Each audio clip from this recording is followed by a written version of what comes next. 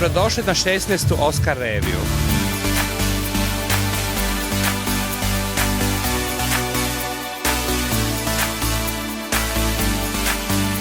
Kad smo se dogovarali koje ćemo filmove izabrati, naravno htjeli smo neke koje ljudi znaju, naravno neke koji su i dobili Oskare za kostime, ali neke koji su obilježili nekako povijest mode u filmu. 16. Oskar revija, jako je lijepo, imamo jako lijepu red carpet priču sa hrvatskim modnim dizajnerima.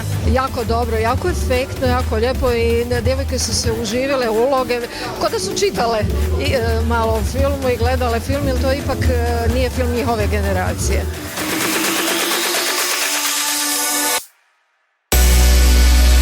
Titanic je nešto što je obilježilo baš uistinu filmsku industriju i evo počašćen sam da je Lucija Beden upravo Rose iz Titanica. Rekla sam, to će biti taj film, to je romantičan film, gledala sam ga davno, ostale su uspomene, volim te krinoline, volim tu modu, žao mi je da ne možemo danas, barem u kazalište, izaći sa tim krinolinama. Kreaciju nosi Katarina, aktualna Miss Hrvatske, odmah nam je ona bila onako skoro inačica, znači naša varijanta je to Odri. Mislim da je ovaj film na neki način najviše povezan s našim kreacijama, znači ples, život, ljepota življena, sve to budoar. Meryl Streep koja je bila fenomenalna i na neki način najzanimljivija za obradu, kao ajmo napraviti nešto suvremeno, zapravo što ima taj štih ranih 1900-ih.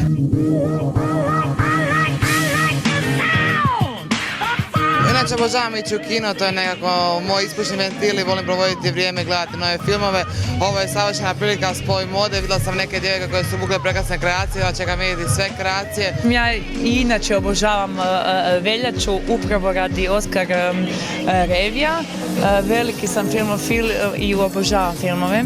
Volim ući u neki drugi film da nisam u svom filmu. Uvijek kad dođemo u Sinistar na ove premijere za Oskar, stvarno osjetimo malo dašak tog Oskarovskog momenta i to mi se sviđa i fali toga u Zagrebu.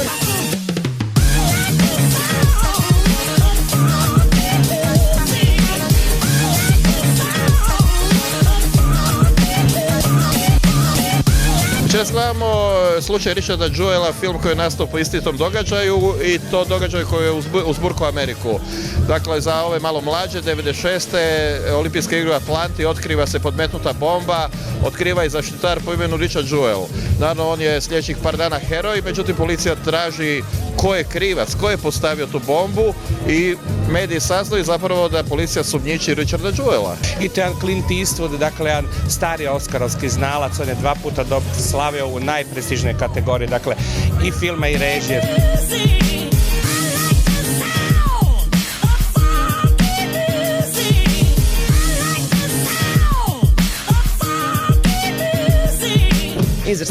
Izvrstan i pohvale glavnom glumcu. Super je bio. Odličan. Njemu se svidio više od mene, ja baš ne volim drame. Vama znači je? Da, meni je izvanredan bio, da. Savršen. Filmovi su sjajni na Oskarovskoj reviji, zaista sve treba pogledati, znači nemojte se osjećati zakinuto i nemoj da čujem ponovo da neko neće gledati južnokorejski film jer kakav je to jezik južnokorejski. Prema tome pohrlite i uživajte. Oskar revija počinje u četvrtak, 30.1. i traje do 9. veljače i stvarno imamo izvrstan program kao i svake godine.